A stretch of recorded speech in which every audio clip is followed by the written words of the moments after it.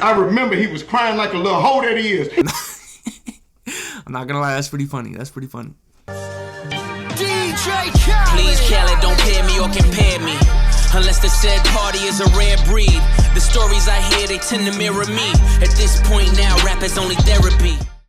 What's up, everybody? Welcome back to another video on the channel. I know this whole setup is a little different, but this video is also a little different. I'm gonna be trying some new stuff on the channel. Don't worry, we're still gonna be talking about basketball. It's just I want to change how I do my videos. But I know y'all didn't come to this video for me to talk about all that. So basically this is how it went, right? I was sitting around, you know what I'm saying? I was just watching YouTube, going through my runs on First Take and Undisputed, you know what I'm saying? Just watching the daily videos. I was scrolling down, you know what I'm saying? And I got recommended for this video right here. Scottie Pippen, best two-way player, first team all NBA defense, Hall of Famer. What is y'all talking about? This nigga done went in every finals he played against. It was only one Hall of Famer on the other team. LeBron going against 4 Hall of Famers. They have to get 2 MVPs and 4 All-Stars to beat this man. They can't beat this man. You better crown the king, goddammit. Crown king, crown. And I know I've seen it before, right? It came around after the finals, after LeBron James lost. But I've grown a lot. I've grown a lot since then. Back then I was like, alright, he might be spitting facts, but I've grown a lot, you know what I'm saying? Talking about physically, you know, this way.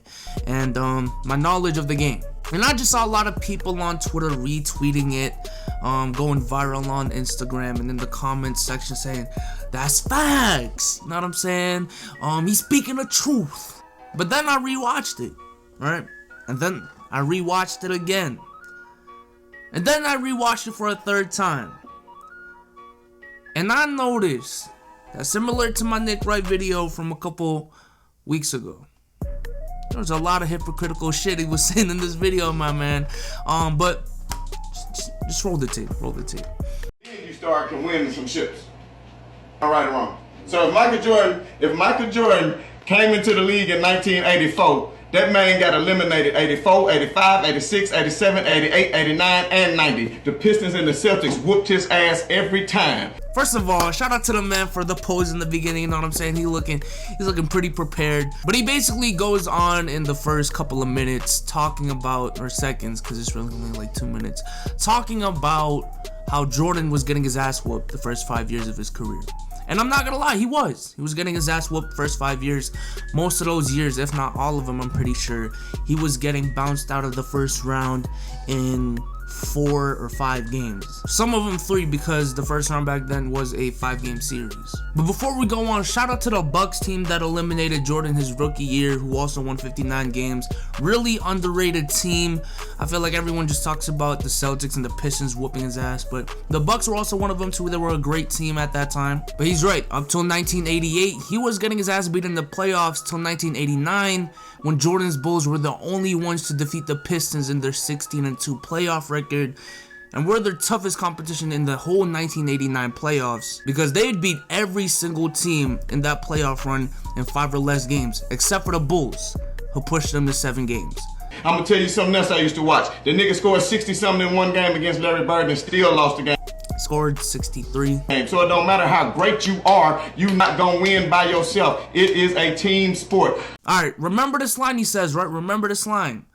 You're not gonna win by yourself because it's a team sport. Remember that line. Michael Jordan, all 6 finals Michael Jordan played against, he went against the Lakers. That was Magic Johnson. Last year he had AIDS. James Worthy and Byron Scott was out of the series because they was hurt. So it was just Michael Jordan against a sorry Lakers team. The next year you go against Portland Trail Blazers, who didn't have nobody but Clyde Drexler. And who? Kevin Duckworth? Oh, he's sorry. Who else did they have? Jerome Kersey? Oh, he's sorry. And then who they go against the next year? The Phoenix Suns? You had Charles Barkley and who else? Kevin Johnson and Dan Marley. Man, them niggas ain't no competition. So he just talked about the 6 finals appearances Jordan was in. And this is the type of hypocritical shit from LeBron James fans that I really don't like. It's just so hypocritical. And then they be retweeting this shit on Twitter saying, that's facts, when it really isn't.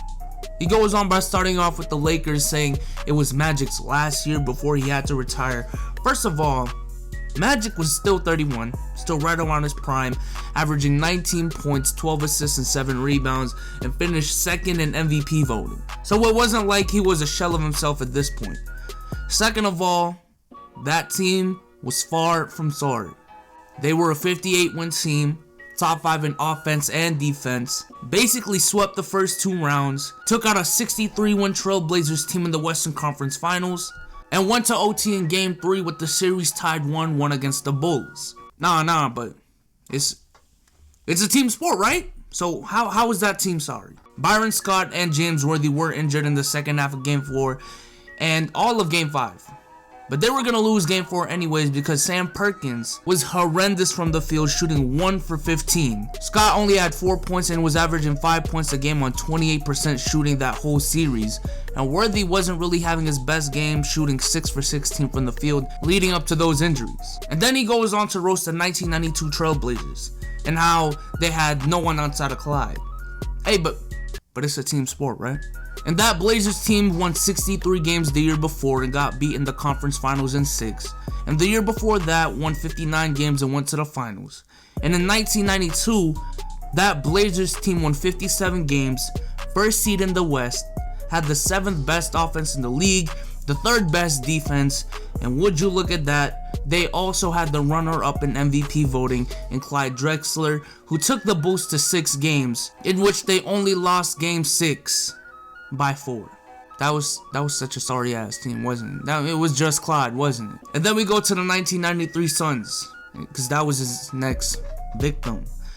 League MVP Charles Barkley, 62 wins, league best offense, a top 10 defense. Took the Bulls to 6 games in which they lost Game 6 by 1 point. What a sorry ass team that was, wasn't it? And then you left, if you were so good, when you left the Bulls to go play baseball, Michael Jordan, you left the Bulls. After you left the Bulls, they had won 58 games. The next year, they still won 56 games with Scottie Pippen. So that let you know Scottie Pippen was still hooping, because even after you left, they still went to the end of the playoffs and almost made the finals and won 7 games with the Knicks. So what are you talking about? This is honestly one of the worst arguments when it comes to Jordan.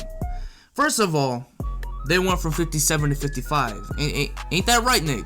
When Jordan left the Bulls, they went from 57 wins to 55 wins. And second, the team virtually didn't lose anyone besides Jordan after 93.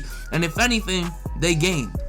They gained Tony Kukoc, Steve Kerr, Luke Longley that offseason. Guys that will be major contributors once Jordan returned. That's not a testament to how not valuable Jordan is, but if anything, was just a testament to how good Phil Jackson, Scottie Pippen, and the whole organization was. And I hear this being compared to LeBron's first departure when he left Cleveland in 2010, but in all honesty, these are 2 different situations. And look, I like to admit when I'm wrong, and I made a video a while back talking about how LeBron James is the most valuable player of all time, and I still stand by that. But one flaw, or one of the few flaws I had in that video, was talking about how the Cavs lost so many games after LeBron James left when they only lost LeBron James. But looking back, that was far from the truth. And I'm sorry. Because in the season after LeBron James left, they had a coaching change. They lost Mo Williams. They lost Shaquille O'Neal. They lost Delonte West. They lost Big Z. They lost Anderson Varejao. Well, they didn't lose him, but he only played 30 games. Meanwhile, with Jordan's Bulls, they only lost Jordan that offseason, and they also gained some pieces that will be major contributors to the team. And another thing, the Bulls didn't make the Eastern Conference Finals in 1994. I hear this a lot in the NBA community, that the Bulls almost made it to the finals that year. No, they got bounced out in the second round. Then he came back and played the Seattle Supersonics in 95. And the Seattle Supersonics, who did they beat? Nobody. Went to the finals once, played Gary Payton. Man, you sorry. And then who you play after that? A 34 and 35-year-old John Stockton and Karl Malone? That's who you went up against? An old-ass Utah team? Alright, first of all, he didn't face the Supersonics in 95. He got bounced by the Magic in 95. I think one of the few legitimate stains on Jordan's resume. And here we go again with the guy talking about it's a team sport, then just relegating Jordan's opponents to 1 or 2 players. We're talking about a Supersonics team that won 64 games, only trailing the Bulls 72 wins that season. Was the 7th best offense in the league and the 2nd best defense. They won 55 games, 63 games, and 57 games in the 3 seasons prior, and actually did an amazing job in shutting down Jordan and Pippen as much as humanly possible, holding Jordan to 41% from the field and Scottie Pippen to 34%. Hey, but that was a sorry ass team, wasn't it?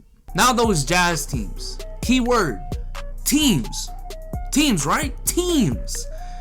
1997, 64 wins, second best offense in the league, top 10 defense, MVP Karl Malone. I know it should have went to Jordan, but Karl Malone still had a legitimate case for it. Took the Bulls to 6 games, only losing game 6 by 4. 1998, 62 wins, best offense in the league, but I do have to say their defense was fucking terrible that year. They were like 18th in the league in defense.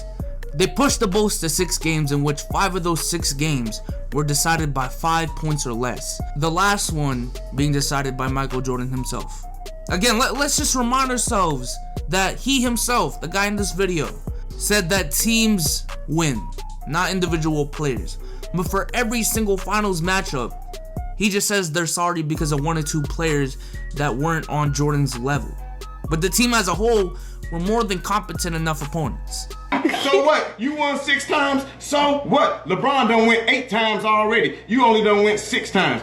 Just as it's stupid to go off of finals wins, I think it's equally stupid to go off of finals appearances. So Jerry West and Elgin should be higher up that list, right? Magic went to 9.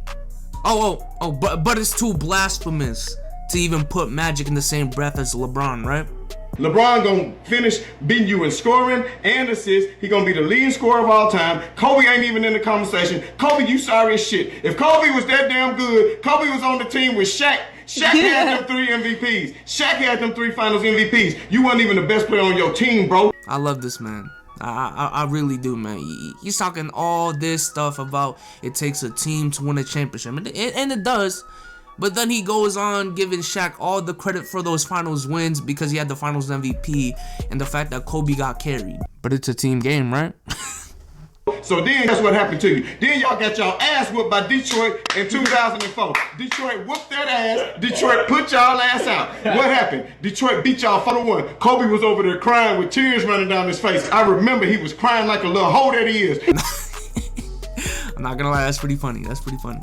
And then guess what else happened? Guess what else happened? The same team that put Kobe out, them same Detroit Pistons, guess who beat him the next year? LeBron James. He beat him with nobody on his team. He scored 34 points in a row to put them niggas out.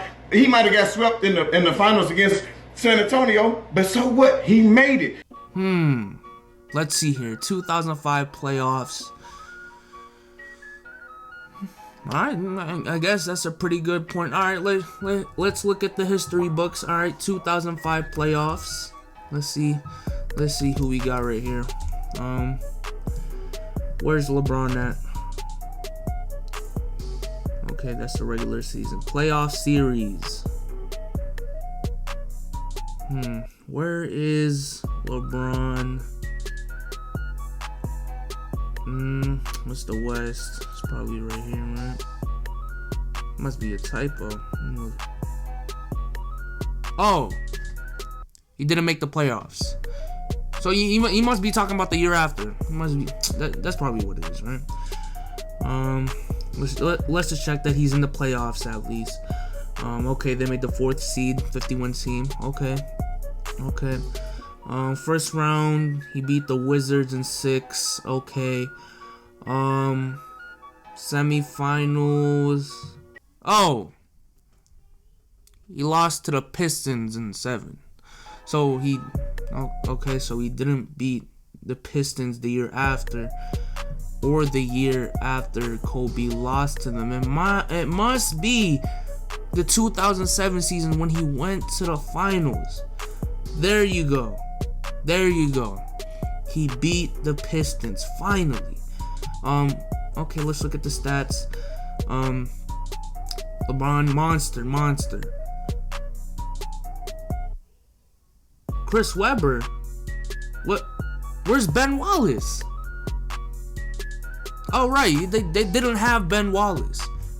So not only did LeBron James not beat the Pistons after Kobe lost to them, he beat the Pistons 3 years after the fact. They don't even have Ben Wallace anymore. And he single-handedly beat that team.